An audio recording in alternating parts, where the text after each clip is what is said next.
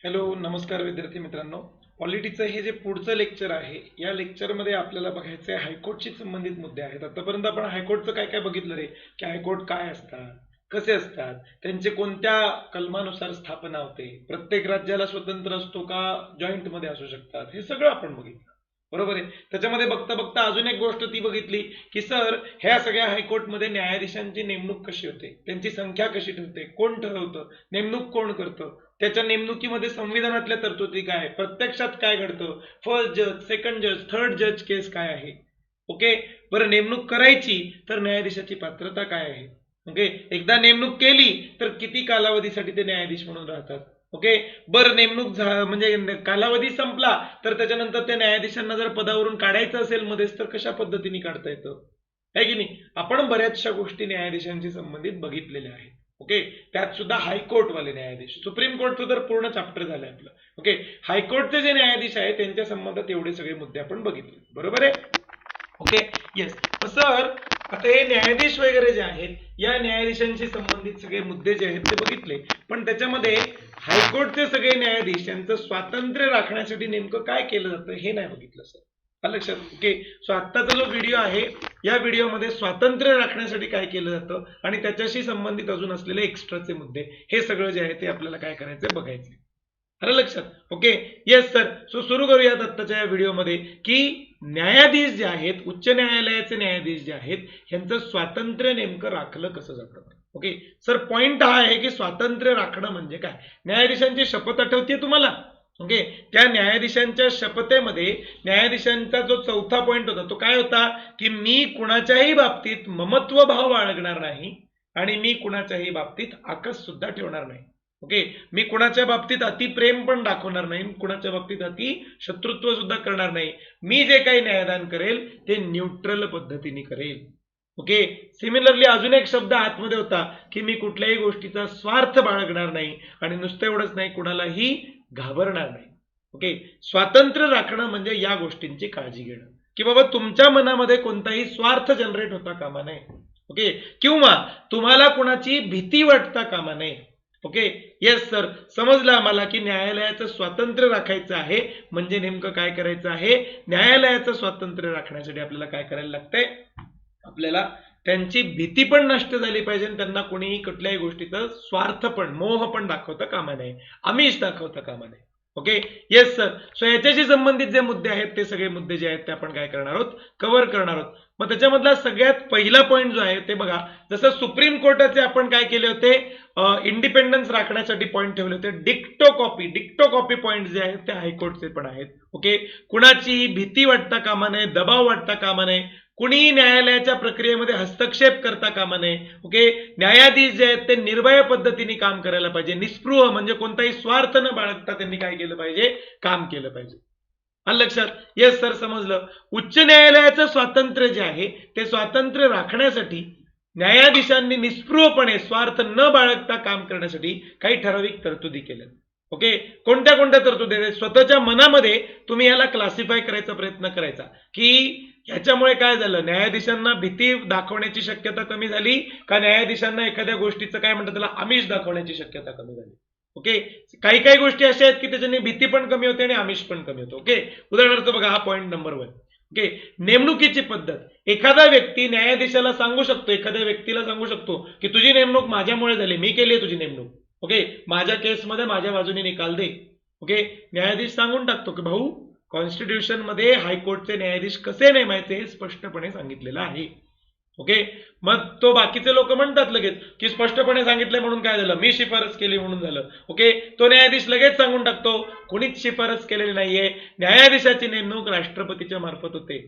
Okay. नुसतं राष्ट्रपती जे आहेत ते पंतप्रधान आणि मंत्रिमंडळाच्या सल्ल्याने काम करतात आणि त्याच्याही पेक्षा जास्त आता तर कॉलेजियम पद्धत वगैरे जी आहे ती इन्क्लूड झालेली आहे. त्याच्यामुळे राजकीय हस्तक्षेप पूर्णपणे काय झालेला आहे, नष्ट झालेला आहे.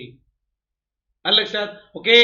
राष्ट्रपतींना न्यायाधीशांचा, सुप्रीम कोर्टाचा विचार घ्यावा लागतो आणि ते विचार घेण्याच्या पद्धतीमध्ये फर्स्ट जज, सेकंड जज, थर्ड जज केस झाली आहे आणि त्या केसनुसार कॉलेजियम पद्धत लागू झाली आहे. तू काही केलेलं नाही. ओके. माझ्यावर प्रेशरही क्रिएट करू नकोस आणि माझ्यावर दबावही क्रिएट करू नकोस. मला ज्या पद्धतीने न्यायदान करायचं त्या पद्धतीने मी करेन. आलं लक्षात. घाबरू शकला का तो माणूस त्या माणसाला, नाही सर, समजलं आम्हाला. दुसरी जी गोष्ट आहे ती म्हणजे पदावधीची सुरक्षा. ओके, एखादा माणूस नेमणुकीच्या पद्धतीने घाबरत नाही म्हटल्यानंतर मी काय करतोय, मी समजा मी दुष्ट माणूस आहे, मी एका न्यायाधीशाला काय करतोय, घाबरवण्याचा प्रयत्न करतोय. त्याला सांगतोय, ए माझ्या केसने निकाल दे, ओके, माझ्या साईडने निकाल दे, नाहीतर तुला नोकरीवरूनच काढतो. ओके, मी तुला विचारणार तू कोण आहे भाऊ, तुला माहित नाही का मी कोण आहे, मी खासदार आहे. आलं लक्षात. ओके, मला सांगा कुठलाही खासदार कुठलाही आमदार न्यायाधीशांना अशी भीती दाखवू शकेल का नोकरीवरूनच काढतो? नाही सर. न्यायाधीशांना नोकरीवरून काढणं एवढं सोपं आहे का? नाही. न्यायाधीशांना नोकरीवरून काढायचं असेल तर महाभियोग राबवावा लागतो. लक्षात, इम्पिचमेंट राबवावी लागते. लक्षात. येस सर, समजला मला. न्यायाधीशांना इम्पिचमेंट राबवणं, न्यायाधीशांवरती इम्पिचमेंट राबवणं जे आहे ते एवढं सोपं नाहीये. लक्षात. न्यायाधीशांवरती इम्पिचमेंट जर आपल्याला राबवायची असेल तर एक मोठी प्रक्रिया करावी लागते. ओके, चौकशी समिती बसवावी लागते. त्या चौकशी समितीला ते दोषी वाटले पाहिजेत. बरं, दोषी वाटून सुद्धा ते सभागृहाला वाटलं पाहिजे की यांना काढायचंय. 2/3 लोकांनी मतदान करावं लागतं दोन्ही सभागृहांमध्ये. मग कुठे न्यायाधीशाला काढता येतं? इतकी अवघड प्रक्रिया आहे की आजपर्यंत एकाही न्यायाधीशावरचं इम्पिचमेंट पूर्ण झालेलं नाही. ओके, मला सांगा, एखादा खासदार न्यायाधीशाला येऊन घाबरायला लागला, तुला नोकरीवरूनच काढतो, न्यायाधीश घाबरणार आहे का? नाही सर. न्यायाधीशाकडे पदावधीची सुरक्षा आहे. त्यांना पदावरून काढून टाकणं प्रचंड अवघड आहे. ओके सर, समजलं आम्हाला. न्यायाधीश इथे सुद्धा घाबरणार नाहीत. त्यांना ज्या पद्धतीने काम करायचं त्याच पद्धतीने ते काम करतील. लक्षात. येस सर, समजलं आम्हाला. त्याच्यानंतर तिसरी गोष्ट म्हणजे निश्चित सेवा शर्ती. ओके, तुम्ही नेमणुकीला घाबरत नाही, तुम्ही तुमच्या काय म्हणताला पदावरून काढण्याच्या भीतीला घाबरत नाही, मग मी तुमची सॅलरीज बंद करतो. न्यायाधीशाची सॅलरी अशी बंद करता येईल का?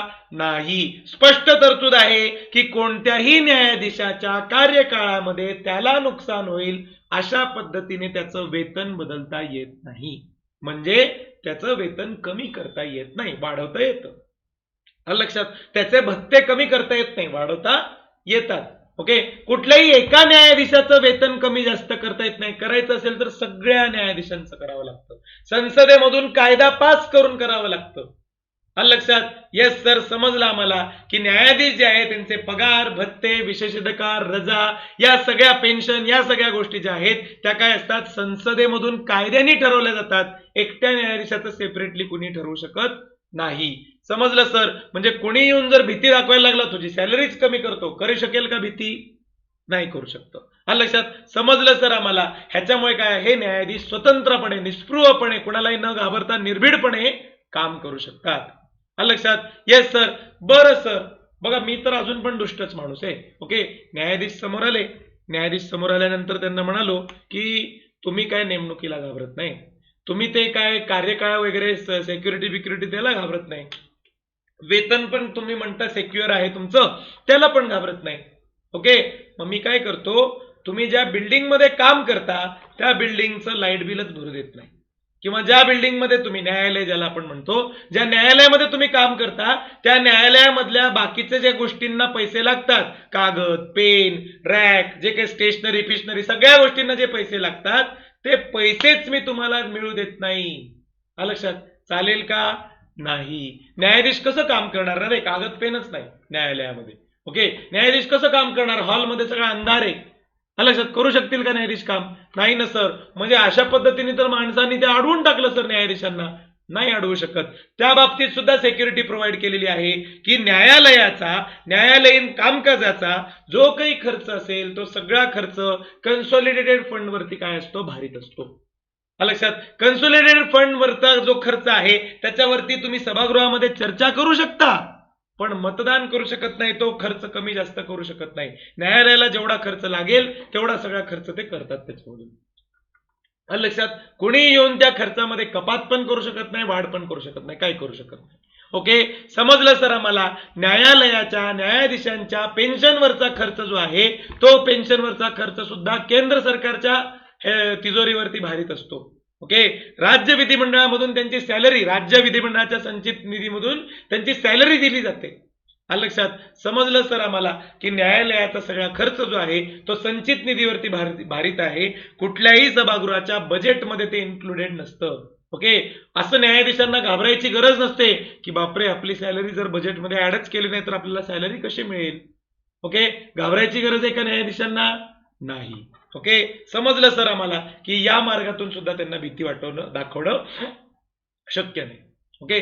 अजून एक गोष्ट म्हणजे काय की एखाद्या न्यायालयाच्या कोणत्या तरी केसवरती संसदेमध्ये चर्चा चालू झाली. ओके. तर किती प्रेशर क्रिएट होईल न्यायाधीशांवरती, आहे की नाही. ओके.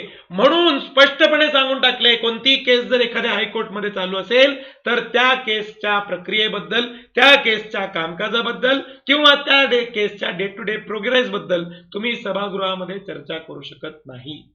ओके.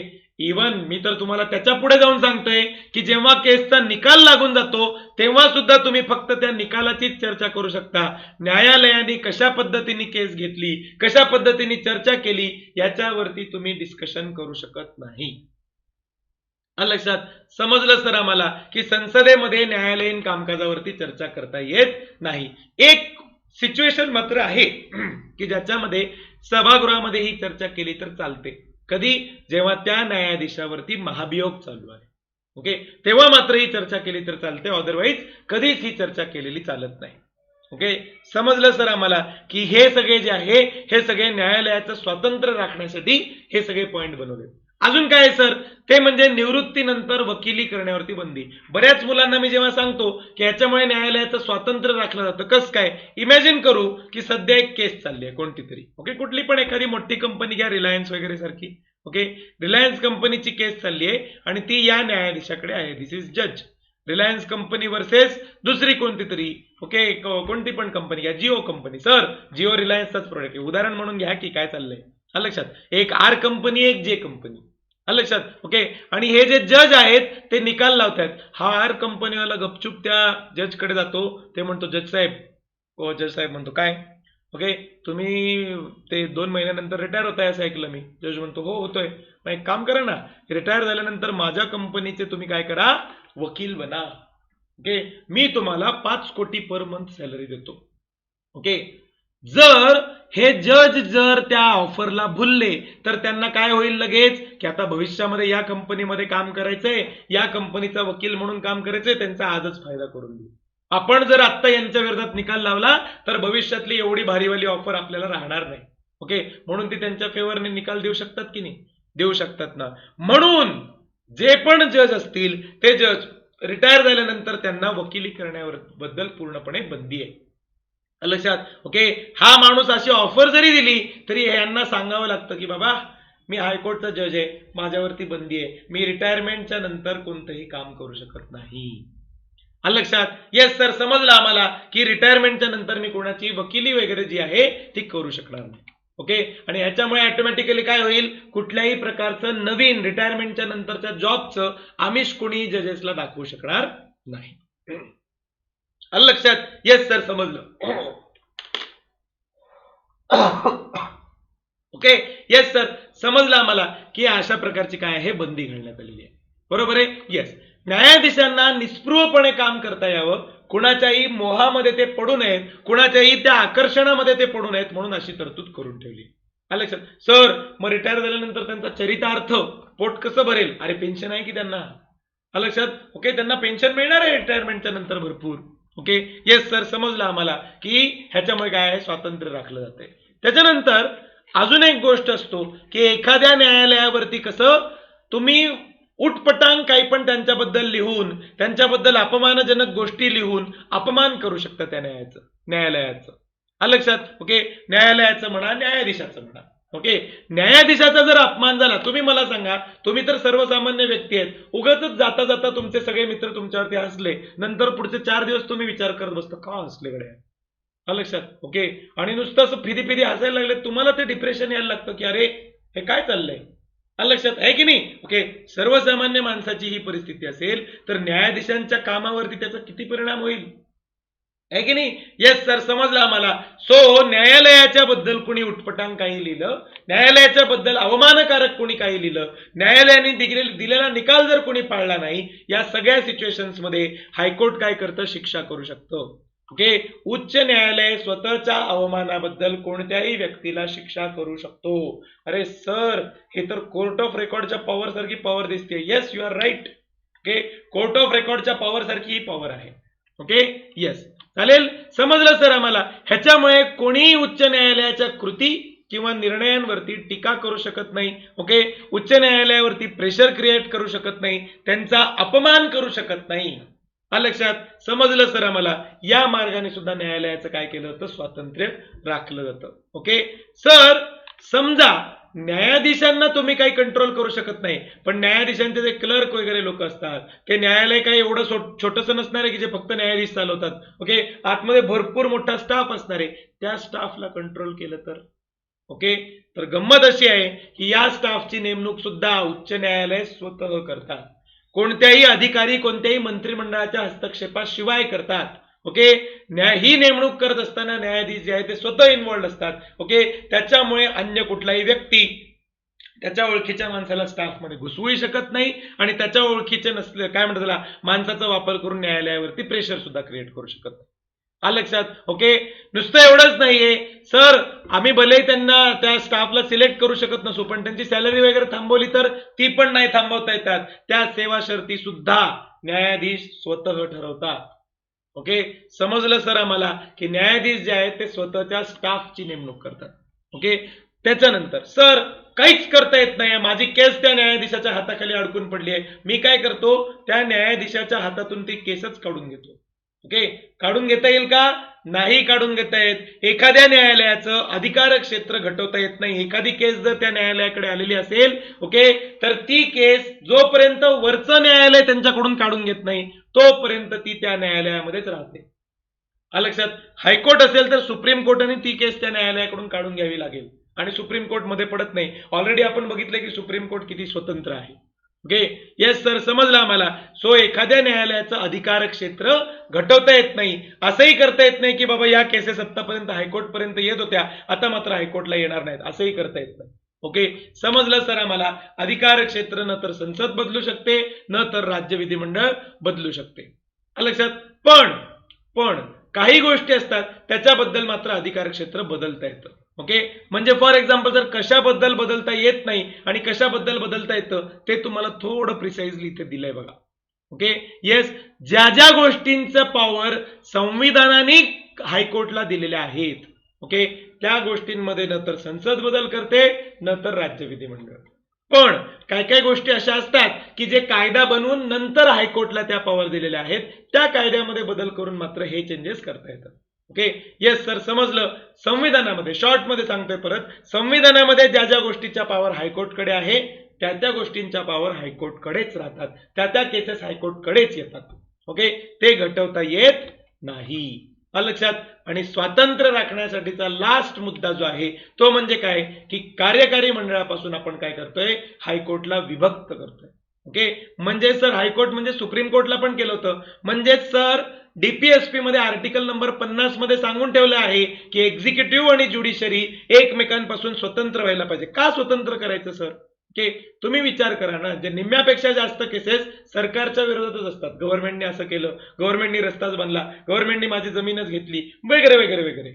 निम्म्यापेक्षा जास्त केसेस सरकारच्याच असतात. ओके, मग तुम्ही विचार करा, जमीन घेणारा कोण असतो? कलेक्टर. लक्षात. ओके, एखाद्या व्यक्तीची जमीन घेतली आणि त्या जमिनीवरती रस्ता बांधला, कोण करतो? कलेक्टर. ओके, जर कलेक्टर म्हणजे एक्झिक्युटिव्ह बॉडी झाली, एक्झिक्युटिव्ह बॉडीची केस ज्युडिशियरीकडे आली, या दोघांचा परस्पर संबंध असला तर ज्युडिशियरी खरंच न्याय करू शकणार आहे का? नाही. हा संबंध तोडावा लागेल. लक्षात. हा संबंध नष्ट करावा लागेल तरच ज्युडिशियरी काय करते, स्वतंत्रपणे काम करू शकते. म्हणूनच लिहिलंय कार्यकारी मंडळापासून विभक्त करायचं. लक्षात. येस सर, आपल्या कलम 50 मध्ये डीपीएसपी मध्ये अशा प्रकारची तरतूद ऑलरेडी आहे की आपल्याला हळूहळू काय करायचंय, ज्युडिशियरीला आपल्या रेग्युलर काय म्हणतात त्याला लोकांपासून, त्या एक्झिक्युटिव्ह लोकांपासून लांब करायचंय, स्वतंत्र करायचंय. लक्षात. Yes sir. सो न्यायालयाचं हे जे काय म्हणतात त्याला स्वातंत्र्य आहे, हे स्वातंत्र्य राखण्यासाठी काय काय आवश्यक आहे हे आपण बघितलं. Okay, yes. एकदा न्यायालय स्वतंत्र आहे हे कळालं तर आपल्याला काय करायला लागतील, न्यायालयाचे सगळे अधिकार क्षेत्र आणि अधिकार सुद्धा समजून घ्यावे लागतील. लक्षात. Okay, yes sir. So jurisdiction and powers of high court. प्रत्यक्षात एक गोष्ट लक्षात ठेवा, हायकोर्ट म्हणा, सुप्रीम कोर्ट म्हणा, राष्ट्रपती म्हणा, राज्यपाल म्हणा, जेव्हा मी तुम्हाला यांची कार्य सांगतो आहे ओके, जेव्हा यांच्या पॉवर्स सांगतोय, कार्य सांगतो आहे, तेच त्यांचे अधिकार आहेत. ओके, यांचे पॉवर हेच यांचं वर्क किंवा ज्युरिस्डिक्शन आहे. लक्षात. ओके, येस सर, समजलं. जर मी सांगितलं अधिकार आहे म्हणजेच ते त्यांचं काम आहे, आणि जर मी सांगितलं काम आहे तर याचा अर्थ तो त्यांचा अधिकार आहे. लक्षात. ओके सर, थोडं पॉलिटिक्सच्या भाषेमध्ये असं असतं म्हणून. Okay, yes sir. सो उच्च न्यायालयाचे कार्यक्षेत्र आणि अधिकार बघण्यापूर्वी सुप्रीम कोर्टचे कार्यक्षेत्र आणि अधिकार आठवतात का बघा. ओरिजिनल ज्युरिस्डिक्शन नावाचा काहीतरी प्रकार होता. ओके, आठवतं की नाही. येस सर, ओरिजिनल ज्युरिस्डिक्शन म्हणजे ज्या केसची सुरुवातच सुप्रीम कोर्टात होते ते ओरिजिनल ज्युरिस्डिक्शन. सर, त्याच्यानंतर रीट ज्युरिस्डिक्शन होतं. रीट ज्युरिस्डिक्शन म्हणजे प्राधिलेख अधिकार. सर, त्याच्यानंतर काय म्हणतात ॲपिलेट ज्युरिस्डिक्शन होतं. ॲपिलेट ज्युरिस्डिक्शन म्हणजे अपिलातीचा अधिकार. लक्षात. त्याच्यानंतर सर ऍडवायझरी ज्युरिस्डिक्शन होतं, सल्ला देण्याचा अधिकार. त्याच्यानंतर कोर्ट ऑफ रेकॉर्ड होता, आहे की नाही. असे बरेचसे अधिकार सुप्रीम कोर्टाचे आपण काय केले होते, बघितले होते. सिमिलरली हायकोर्टचे सुद्धा आपल्याला काय करायचे, अधिकार क्षेत्र आणि अधिकार बघायचे. ओके, ज्यांनी सुप्रीम कोर्ट लेक्चर बघितलं असेल, मला वाटत नाही त्यांना परत एक्सप्लेन करायची गरज आहे की अधिकार क्षेत्रामध्ये सुद्धा परत दोन प्रकार असतात, भौगोलिक अधिकार क्षेत्र आणि कायद्यानुसार विषयवार असलेले अधिकार क्षेत्र. ओके, भौगोलिक अधिकार क्षेत्राबद्दल ऑलरेडी हायकोर्टच्या लेक्चर्स मध्ये आपण आधी बघितले की कोणत्याही राज्याचा भौगोलिक अधिकार क्षेत्र, कोणत्याही हायकोर्टचा भौगोलिक अधिकार क्षेत्र हा तो त्या राज्याच्या सीमेपर्यंत असतो. ओके सर, म्हणजे जर मी म्हणलं की महाराष्ट्राचं हायकोर्ट जे आहे त्याच्या भौगोलिक अधिकार क्षेत्र किती असणार, ओके, एवढा महाराष्ट्रापुरता. लक्षात. सर, गोवाचा हायकोर्ट असेल त्याचा गोवा पुरता. समजा एखादा हायकोर्ट असा असेल की ज्याच्यामध्ये महाराष्ट्र आणि गोवा दोन्ही कव्हर होतं, मग एवढा त्याचा भौगोलिक अधिकार क्षेत्र असणार. येस सर, भौगोलिक अधिकार क्षेत्र समजायला सोपं आहे. ओके, त्याच्या व्यतिरिक्त अजून काही अधिकार क्षेत्र असतात जे आहे त्यांची प्रॉपर आपण काय केलंय, क्लासिफिकेशन केलेलं आहे. ओके, येस सर, आपल्या भारतीय संविधानाने उच्च न्यायालयाला सर्वोच्च न्यायालयाप्रमाणे भरपूर वेगवेगळे अधिकार क्षेत्र दिलेत, भरपूर वेगवेगळ्या पॉवर दिल्यात. ओके, नुसतं एवढं नाहीये तर राज्याच्या आतमध्ये अपील करत करत तुम्ही हायएस्ट हायकोर्ट पर्यंत जाऊ शकता. त्याच्या पुढे जायचं असेल तर डायरेक्ट सुप्रीम कोर्ट म्हणजे देशाचा जो मेन कोर्ट आहे तिथे जायला लागतं. राज्यामधलं अंतिम अपिलातीचं न्यायालय म्हणजे हायकोर्ट असतं. लक्षात. येस सर, समजलं. हे हायकोर्ट जे आहे ते संविधानाचं संरक्षण करण्याचं काम करतं, संविधानाचा वेगवेगळ्या कायद्यांचा अर्थ लावण्याचं काम करतं. ओके, नुसतं एवढंच नाहीये तर नागरिकांच्या मूलभूत हक्काचं संरक्षण करण्याचं सुद्धा काम करतं. ओके, मुलांना मी विचारतो पुढीलपैकी कोणते न्यायालय हे नागरिकांच्या मूलभूत हक्कांचे संरक्षण करते. Supreme court, high court, district court, सर्व कोर्ट्स. लक्षात. बरेच विद्यार्थी मी बघितलेलं आहे की ते फक्त सुप्रीम कोर्टला टिक करतात. ओके, खरं उत्तर आहे सुप्रीम कोर्ट आणि हायकोर्ट दोन्ही पण. ओके, दोघेही नागरिकांच्या मूलभूत हक्काचं काय करतात, संरक्षण करू शकतात, कारण दोघांकडे रिट काढण्याची पॉवर आहे. फक्त फरक एवढा आहे की सुप्रीम कोर्ट जे आहे ते कलम नंबर 32 नुसार केस फाईल करतं. ओके, आणि हायकोर्ट जे आहे ते कलम नंबर 226 नुसार केस फाईल करतं. बरं सर, कळालं आम्हाला की हायकोर्ट जे आहे ते सुद्धा काय आहे, मूलभूत हक्कांचा संरक्षक आहे. मग हायकोर्टच्या अधिकार क्षेत्रामध्ये अशा स्पेसिफिक तरतुदी दिल्यात का सर की कोणते कोणते अधिकार क्षेत्र आहेत. ओके, तर तशा स्पेसिफिक तरतुदी संविधानामध्ये मात्र दिलेल्या नाही. ओके, मग सर हायकोर्टच्या अधिकाराबद्दल कलम 225 मध्ये फक्त एकच वाक्य लिहिलंय. काय वाक्य लिहिलंय की हायकोर्टचं अधिकार क्षेत्र आणि अधिकार हे संविधान लागू होण्याच्या आधी जसे होते तसेच राहतील. तुम्हाला आठवत असेल मी तुम्हाला शिकवलं होतं की आपले हायकोर्ट जे आहेत ते ब्रिटिशांनी स्थापन केले होते. लक्षात. आणि ब्रिटिशांनी हे जे हायकोर्ट्स आहेत हे जशाच तसे आपण चालवले. 1950 ला फक्त त्यांचं नाव बदललं, प्रोव्हिन्शियल कोर्ट्स पासून हायकोर्ट्स हे नाव केलं. ओके, सो आपण सिंपल तरतूद करून टाकली की हायकोर्टच्या ज्या पॉवर्स आहेत या पॉवर्स दुसऱ्या तिसऱ्या काही नाही तर आधी प्रोव्हिन्शियल कोर्ट्सला ज्या पॉवर होत्या त्याच राहतील जशाच तशा. ओके, बघायला गेलं तर हे विधान थोडंसं वेग झालं आहे की नाही. ओके, येस सर, ह्याच्यामध्ये एकच नवीन अधिकार समाविष्ट करण्यात आला, तो म्हणजे काय की महसूल विषयक मुद्दे जे आहेत ते इन्क्लूड करण्यात आले. महसूल म्हणजे रिव्हेन्यू. ओके, रिव्हेन्यू संबंधित केसेस ज्या आहेत त्या सुद्धा हायकोर्टकडे येऊ शकतात. घटनेने अन्य बऱ्याचशा वेगवेगळ्या तरतुदी केलेल्या आहेत आणि त्या तरतुदींचा वापर करून सुद्धा उच्च न्यायालयाला काय करण्यात आलेले आहेत, अतिरिक्त अधिकार प्रदान करण्यात आलेले आहेत. लक्षात. येस सर, समजलं आम्हाला. मग हे जे आहेत हे एक्स्ट्राचे काही तरतुदी केलेल्या आहेत. एक छोटासा मुद्दा अजून आहे की काय म्हणतात त्याला, घटनेमधल्या वेगवेगळ्या तरतुदींनी जसे एक्स्ट्राचे अधिकार मिळालेत. ओके, त्याच्यामध्ये रीट ज्युरिस्डिक्शन येतं, पर्यवेक्षणात्मक अधिकार येतात की बाबा लोअर कोर्टला सगळं हायकोर्ट काय करू शकतात, जज करू शकतात, टेस्ट करू शकतात, तपासू शकतात. आलं लक्षात? येस सर, समजलं आम्हाला. आणि सल्ला देण्याचे अधिकार सुद्धा त्याच्यामध्ये काय असतात? समाविष्ट असतात. ओके, येस सर, समजलं. उच्च न्यायालय जे आहे, या उच्च न्यायालयाला जे काही संविधानाने अधिकार दिलेले आहेत त्याच्यामध्ये कोणतीही संसद बदल करू शकत नाही, कोणतंही राज्य विधिमंडळ सुद्धा बदल करू शकत नाही. बदल म्हणजे कमी करू शकत नाही, वाढवू शकतं. आलं लक्षात? अधिकार जे आहेत ते हायकोर्टचे वाढवता येतात पण कमी मात्र करता येत नाहीत. बाकीचे जे अधिकार क्षेत्र आहेत संविधानात नसलेले, ओके, बाकीचे जे अधिकार क्षेत्र आहेत त्याच्यामध्ये मात्र चेंजेस करता येतात. ओके, येस सर, समजलं आम्हाला. त्याच्यानंतर अजून एक गोष्ट म्हणजे आहे की सर, संविधान नाही तर मग बाकीचे अधिकार आलेत कुठून? आलं लक्षात? तर त्याच्यासाठी लक्षात ठेवा, सगळ्यात पहिलं आहे की संविधानामधून इटसेल्फ अधिकार मिळालेले आहेत. 2 नंबर आहेत एकत्व अभिलेख म्हणजे लेटर्स ऑफ पेटंट नावाचा एक प्रकार असतो ब्रिटिशांच्या काळामधला, ओके, त्याच्यामधून त्यांना काय आहे तसे अधिकार मिळालेले आहेत. त्याच्यानंतर तिसरा प्रकार आहे तो म्हणजे संसदेने बनवलेले वेगवेगळे कायदे. जसं संविधान असतं तसं वेगवेगळे भरपूर कायदे पण असतात. मग या कायद्यांमधून सुद्धा काही अधिकार आपल्या हायकोर्टला मिळालेले असतात. त्याच्यानंतर राज्य विधिमंडळाने वेगवेगळे कायदे बनवले असतात, त्या कायद्यांमधून सुद्धा काय असतात? हायकोर्टला अधिकार मिळतात. भारतीय दंड संहिता नावाचा कायदा आहे जो संसदेने नाही बनवला, राज्य विधिमंडळाने नाही बनवला, ब्रिटिशांनीच बनवून ठेवला होता. IPC ज्याला म्हणतात, इंडियन पिनल कोड, ओके, त्याच्यातून हायकोर्टला पॉवर्स मिळतात. सिमिलरली फौजदारी प्रक्रिया संहिता, त्यांच्या क्रिमिनल प्रोसिजर कोड असं त्याला म्हणलं जातं, त्याच्यामधून सुद्धा हायकोर्टला पॉवर्स मिळतात. दिवाणी प्रक्रिया संहिता, जिला सिव्हिल प्रोसिजर कोड म्हणलं जातं, त्याच्यातून सुद्धा हायकोर्टला काय आहेत? पॉवर्स मिळतात. ओके, एवढं तर काय सोडूनच द्या, अजून एक असतं ते म्हणजे युसेज, म्हणजे पारंपरिक अधिकार जे आहेत ते सुद्धा त्यांना त्याच्यामधून मिळालेले आहेत. आलं लक्षात? येस सर, समजलं आम्हाला. मग आता हे जे हायकोर्टचे सगळे अधिकार आहेत यांचं काही वर्गीकरण करण्यात आलंय. कसं वर्गीकरण केलेलं आहे? ओके, जसं सुप्रीम कोर्टाचे होते तसेच प्रारंभिक अधिकार क्षेत्र, इंग्लिशमध्ये याला म्हणतात ओरिजिनल ज्युरिस्डिक्शन. प्राधिलेख अधिकार क्षेत्र याला रीड ज्युरिस्डिक्शन असं म्हणतात. अपिलाचं किंवा पुनर्विचारणाचा अधिकार याला म्हणतात ॲपिलेट ज्युरिस्डिक्शन. आलं लक्षात? त्याच्यानंतर पर्यवेक्षणात्मक, त्याच्यानंतर अधीनस्थ न्यायालय. बघा, हा वाला अधिकार जो आहे थोडा स्पेशल आहे, ह्याच्यामध्ये सुद्धा काही स्पेशल एक्स्ट्राचे मुद्दे मी सांगणार आहे. आलं लक्षात? ओके, त्याच्यानंतर अभिलेख न्यायालय, सर हे होतं सुप्रीम कोर्टामध्ये, कोर्ट ऑफ रेकॉर्ड नावाचा अधिकार आहे की नाही? येस. आणि त्याच्यानंतर न्यायिक पुनर्विलोकनाचा अधिकार. आलं लक्षात? न्यायिक पुनर्विलोकन, ज्युडिशियल रिव्ह्यूची पॉवर आहे की नाही? सर, सुप्रीम कोर्टमध्ये शेवटी ऑर्डर अधिकार नावाचा एक प्रकार होता हो, तो इथं नाही का? ओके, तो नाहीये इथे, ऑर्डर अधिकार मात्र इथं नाहीये. आलं लक्षात? पण इथे हे एवढे बाकीचे सगळे जे आहेत ते काय आहेत? अधिकार इन्क्लूड करण्यात आले. ओके, सो नेक्स्ट लेक्चर जे आहे त्या लेक्चरमध्ये आपण हे सगळे अधिकार ओळीने बघायला चालू करणार आहोत. ओके, एक अधिकार जो आहे तो हायकोर्टचा सगळे समजून घेऊ, त्याच्यावरती परीक्षेमध्ये कसे प्रश्न येतात ते समजून घेऊ आणि त्या सगळ्या प्रश्नांना आपण काय करू? पाठांतर करू.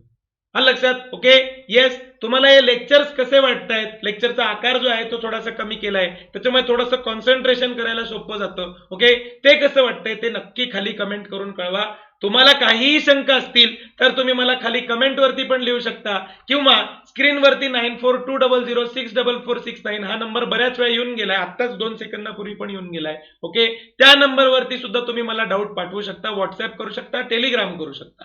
ओके, हे तर अजून आहेच, शिवाय राज्यसेवा.com नावाची आपली वेबसाईट आहे, त्या वेबसाईट वरून सुद्धा तुम्ही काय करू शकता? आम्हाला संपर्क करू शकता. खाली डिस्क्रिप्शन मध्ये भरपूर महत्त्वाच्या लिंक दिलेल्या आहेत ज्या तुम्हाला अधिकारी होण्यासाठी मदत करतील. त्या सगळ्या लिंक वरती एकदा अवश्य नजर टाका. Okay, yes. राज्यसेवा.com एकदा लोड करून बघा, खाली लिंक दिलेली आहे. त्या राज्यसेवा.com वरती भरपूर तुम्हाला मटेरियल आम्ही हळूहळू उपलब्ध करून देतो आहोत. ओके, सो ते सुद्धा रेग्युलरली बघत राहा. ओके गाईज, थांबतोय मी इथे. जय हिंद, जय महाराष्ट्र.